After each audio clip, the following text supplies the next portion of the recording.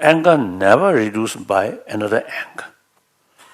Violence never reduced through violence. The ancient Indian sort of knowledge about emotion is not only ancient one, but very, very relevant to today's world. Because without knowing the system of our emotion, then it's difficult to tackle fear, distress, irritation, then anger.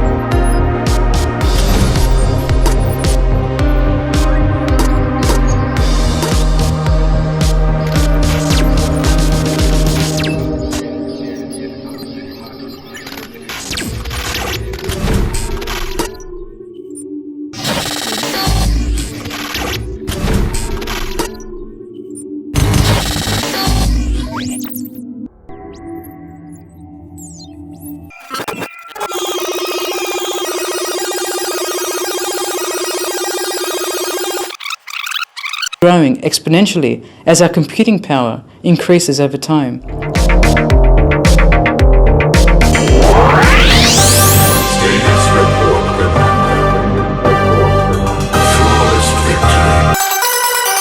When you have medical fields fusing with telecommunications, telecommunications fusing with other areas like finance.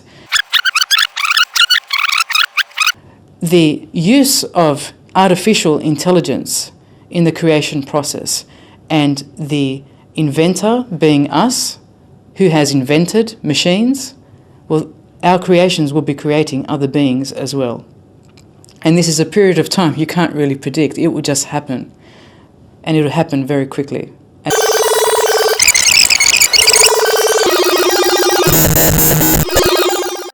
I have no doubt that the fundamental source of all our problems, particularly our environmental problems, is population growth. I can't think of a single problem that wouldn't be easier to solve if there were less people. The projections now are awesome. In the time that I've been making natural history programs, which of course doesn't seem very long to me, the population of the world has tripled. Just in my lifetime, and less than my lifetime. And we all know about geometric growth. That, if we were able, which of course we can't, if we were able to stem it, we might be able to have a better chance to grapple with the problems that we've got at the moment. But we can't. The best we can do is to slow down the rate of increase. We certainly can't stop it. You cannot curtail human aspirations. The best thing is to curtail human populations. At the beginning of 20th century, we were 1.6 billion people. Today, we are 7.2 billion people. In India, in 1947, we were 33 million people. Today, we are 1.2 or 1.25 billion people. So, 3 times, 4 times we've multiplied. We are nice, but we're too many. We need to understand this. There is only that much human life that the planet can sustain. And above all, because of technological prowess that we have today, we are consuming probably what 10,000 men would consume 1,000 years ago. One man, I'm saying. One human being is consuming what 10,000 human beings would consume 1,000 years ago. So when this is the case, the simplest thing is we must project or plan for a less population in the future. But right now, United Nations predicts that by 2050, we will be 9.6 billion people. By 2075, we'll be 12.1 billion people. I want you to just imagine your life on this planet. You and me may not be here, but if this projection becomes a reality, our children and their children do what you want, they cannot live well. But anyway, if we do not consciously control this, nature will do it to us in a cruel way. It's not that we will be allowed to simply spawn like this, something will happen, all right? Something will happen that we don't know how to handle, and cruel ways of things will happen. But the very pride of being human is, we can do what we want consciously. Within the next decade or so, we are going to pass a number of tipping points, beyond which it's going to be very difficult to recover. Reckless burning of fossil fuels, the destruction of the forests, pollution of the ocean. How is it possible that the most intellectual being that ever walked the planet is destroying its only home? The people in power, their beautiful words are the same. The number of politicians and celebrities who want to take selfies with us are the same. The empty promises are the same. The lies are the same. And the inaction is the same.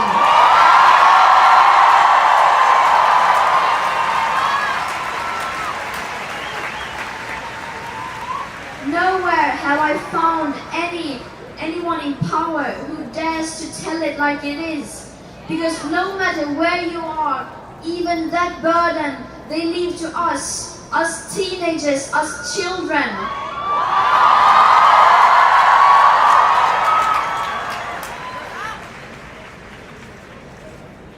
And this Monday, world leaders are going to be gathered here in New York City for the United Nations Climate Action Summit.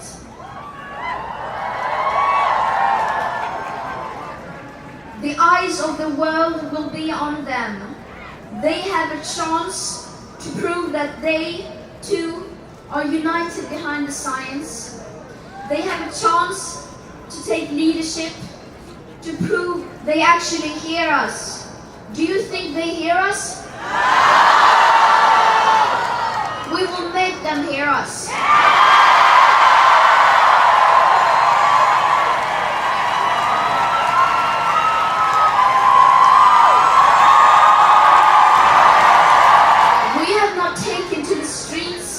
Sacrificing our education for the adults and politicians to take selfies with us and tell us that they really, really admire what we do.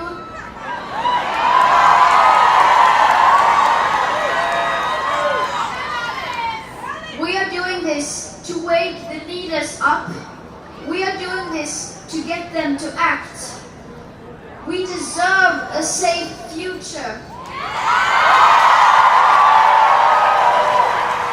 And we demand a safe future. Is that really too much to ask?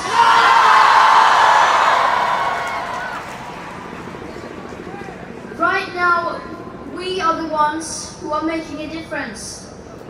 If no one else will take action, then we will.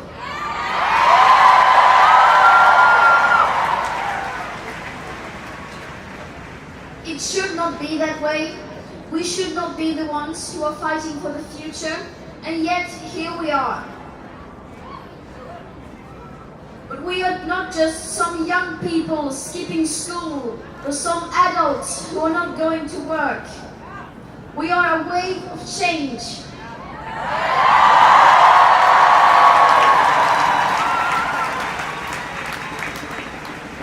Together and united, we are unstoppable.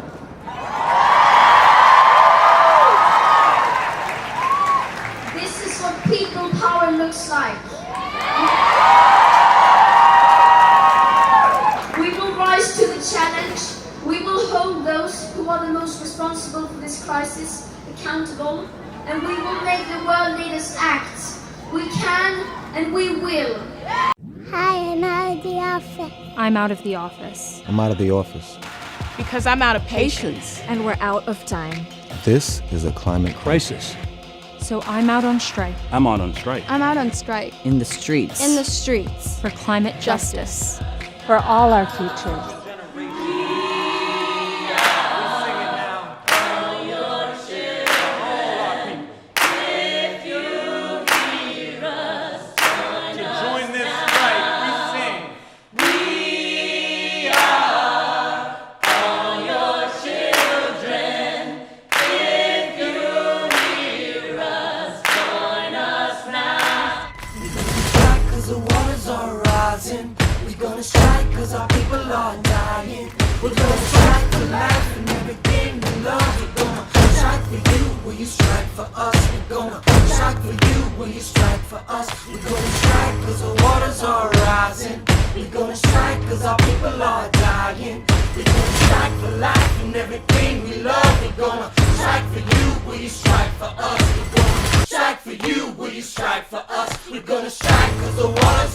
Hope.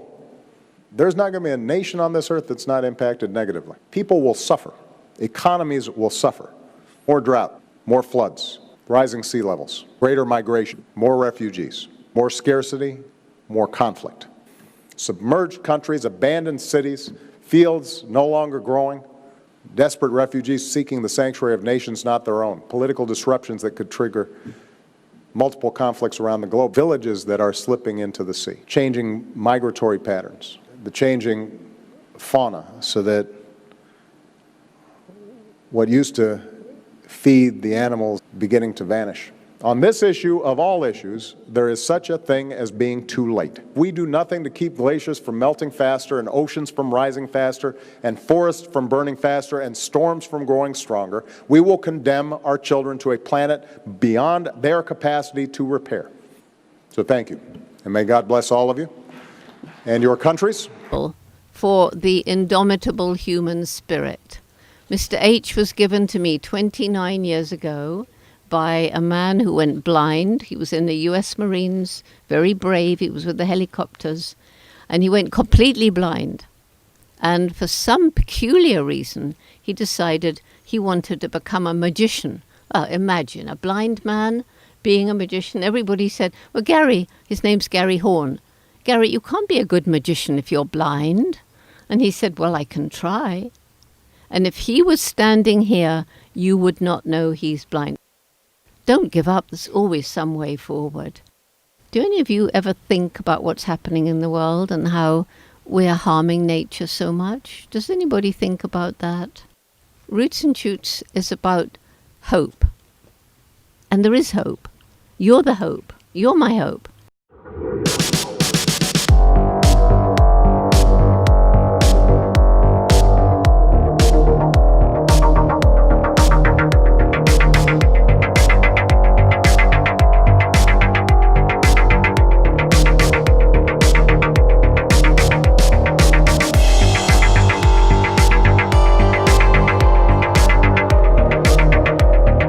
In 2007, I was lucky enough to experience microgravity on a zero-G flight.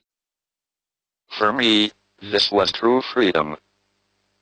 People who know me well say that my smile was the biggest they'd ever seen. I was Superman for those few minutes. I can only imagine what it's like for you, Rick and Koichi, to fly like Superman for 6 months.